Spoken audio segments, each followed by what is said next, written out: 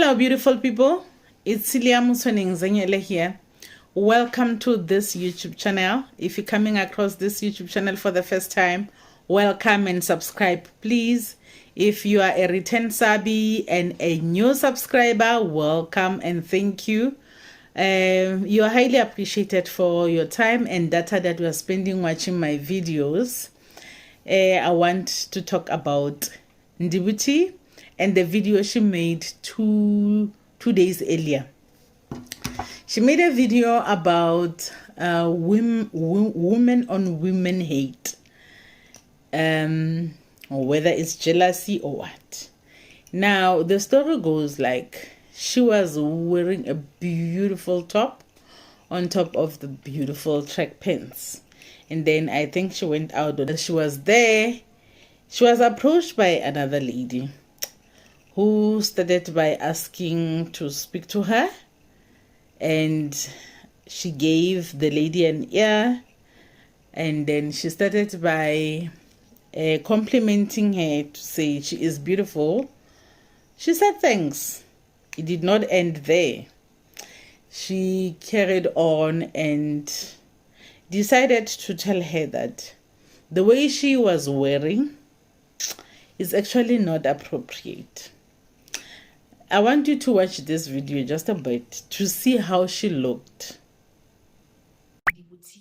So, okay, let me stop being weird. So, ladies and gentlemen, I went out, right? I just came back now, and I was dressed like this, exactly how I am. And I'm sure you can see a glimpse of my stretch marks here.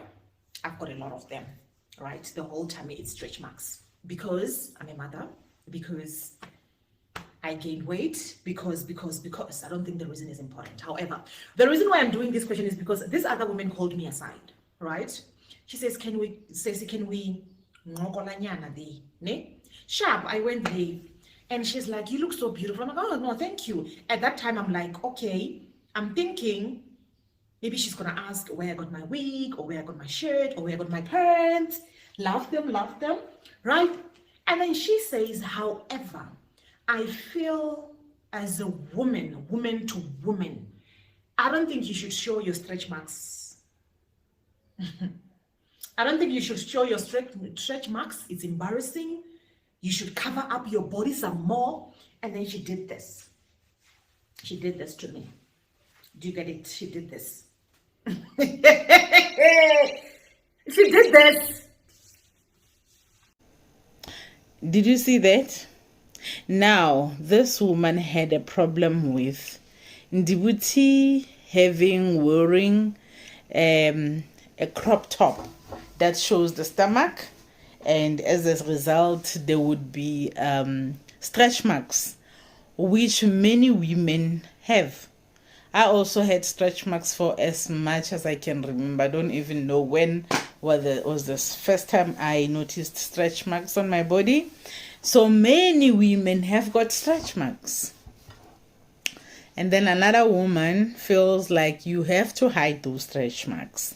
Now, if Ndivhu T has to hide the stretch marks on the stomach, what about the stretch marks that are on our hands? Because we also have got stretch marks on our hands, and sometimes next to the knees here, we also have got stretch marks. So according to this lady, we've got to hide our stretch marks. It's strange that women still feel like that even in 2022, but I cannot say I am surprised, because I find that religion is playing a lot in terms of how people think, how people do things, how people approach other people. Religion, particularly Christianity and Islam, those two religions are so dominant in the world, and most of the time, wherever they are, depending on how passionate people are with those two religions, they are not even afraid to overstep other people's point of view. But Christians are worse than Islams. Islam's, yes, we can see like sometimes when a guy comes here to South Africa and they coming from Islamic countries, they would approach a woman here, have a relationship with her. In no time, the woman is now covered up from head to toe. How? Njani manje? Just like that. But at least they do it to people that are close to them. They wait for proximity. They want to be very, very close to you, and then they convince you that the way you're doing things is not right. But Christians, on the other hand, hey, those people are deputy gods, deputy Jesuses, deputy everything. I mean, they've got access to humanity. They've got the right to humanity. I mention religion because I find it to be highly likely that the person that approached Ndivhu could be one of these charismatic churches. I don't know her, but something jades off. Something tells me that it's highly likely. Or the traditional churches, or maybe even a traditional person, because another problem that we have is the traditions and the cultures of Black people that we are embracing.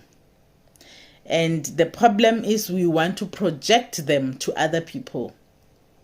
We forget that people have got their cultures, people have got their traditions that they follow, and not everyone will be as Christian as you are, even if we are Christians.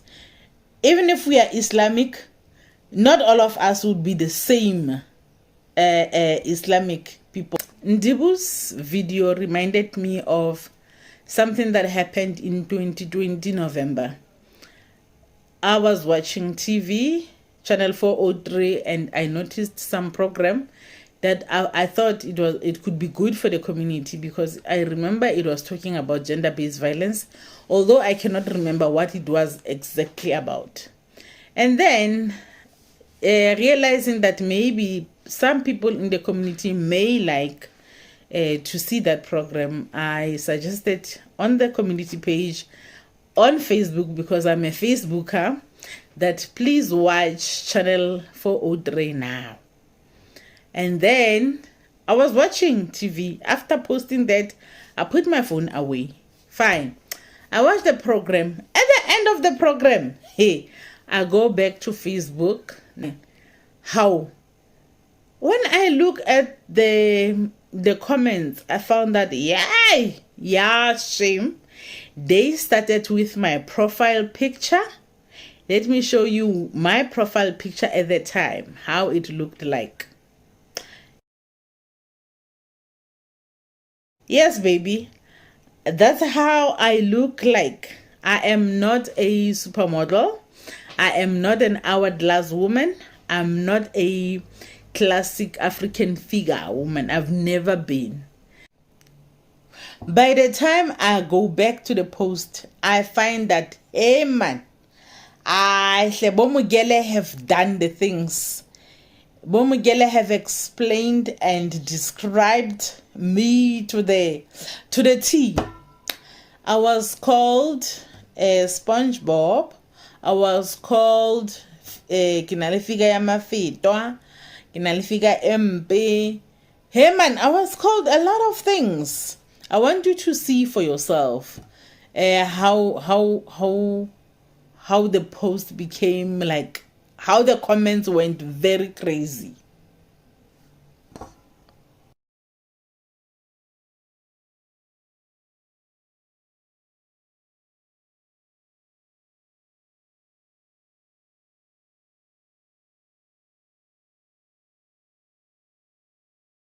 Fine, so I'm used to that. And it hurts. It's not nice. I don't want to lie. It hurts because even my mother, I'm not lucky to have a mother that understands the kind of damage she does with her words. She was the first one to express that my figure is not acceptable in the society. She has put that, I don't know how many times. Even before I could see that I could have children, she had already told me that had she known that I was gonna be like this, she wouldn't have married into this family. Look at how ugly your figure is. You look like your aunts. Hey, guys, I've been through that. I've been through that. I'm laughing now because I don't know, for some reason at the time when she was saying it hurt.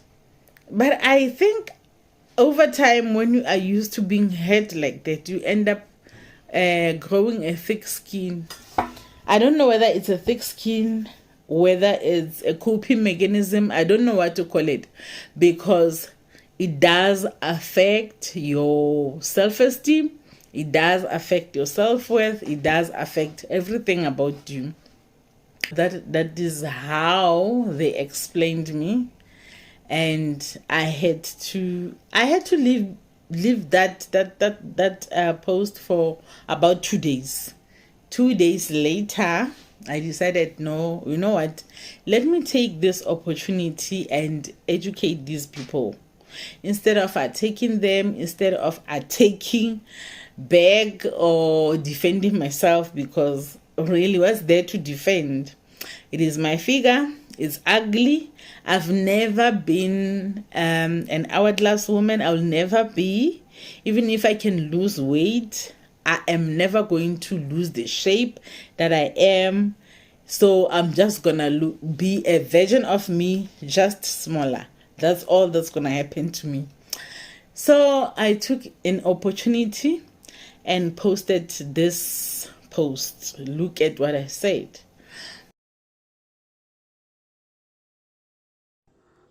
Now is the time to answer all those body shamers who are so perfect. I posted, watch Channel 403 now, the day before yesterday, because I thought we share the same pain. I thought GBVF is a problem that we are all saddened by. Of course, some asked what was happening. And of course, I was going to answer you after I have given that program a full attention. I did not know that there are people who care less because they have never encountered gender-based violence and femicide in their families.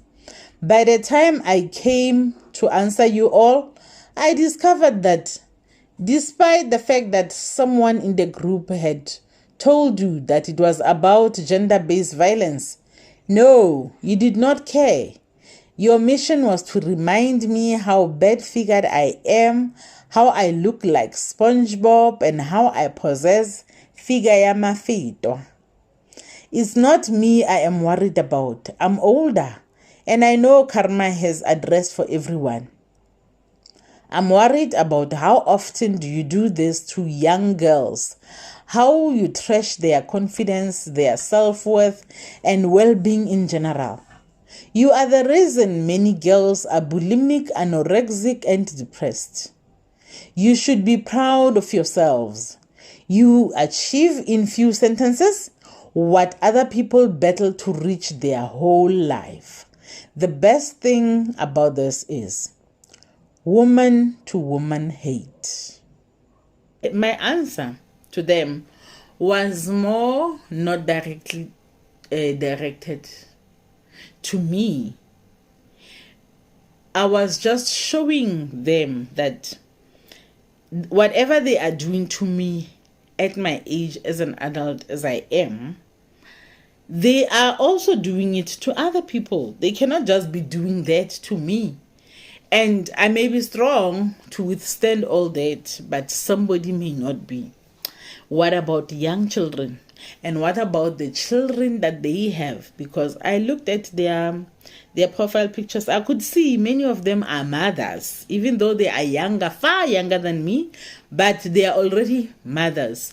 So if they are mothers and are treating me like that, what are they saying to their children? They are passing this habit to their children.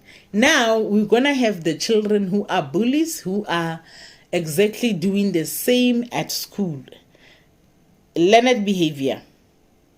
Because in many schools, in many society, we've got learned behavior, behaviors that we learn from the people that we live with, people that we spend most of the time with. So I just took that as an opportunity to pass that to them. I don't know whether it made a difference, but I do know that one of those women got into my inbox and apologized. At least that means I reached at least one person that I can guarantee that they did apologize.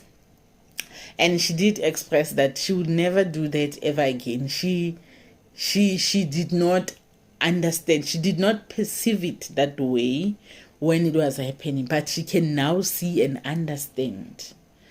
So I think sometimes, not all the time, when people do things to us, instead of fighting them back or thinking that we are fighting for ourselves, like, you cannot do that to me, you cannot say that to me. I mean, I had a right that I could have clapped back. There were many things that could have clapped back at them for, because when I looked at their pages, I could see that this one I can clap back with this one, and then I can clap back. All of them, I had something that I could have clapped back with. But what could I have reached with clapping back at them? I just decided, you know what? Let me just lie low, settle down, have my emotions at a point where I can talk about this matter, not in an angry manner. So that's what I did.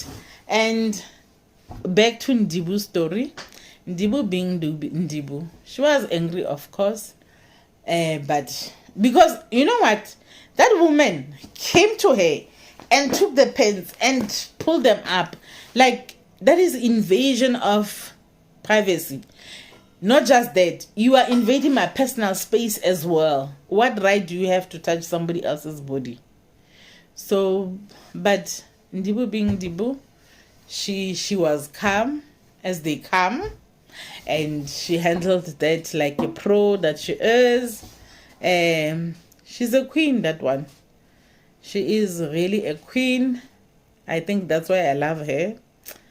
I'm not the same as her, but I must say that there's a lot to learn from her. There's a lot to learn from that girl. Thank you so much for watching this.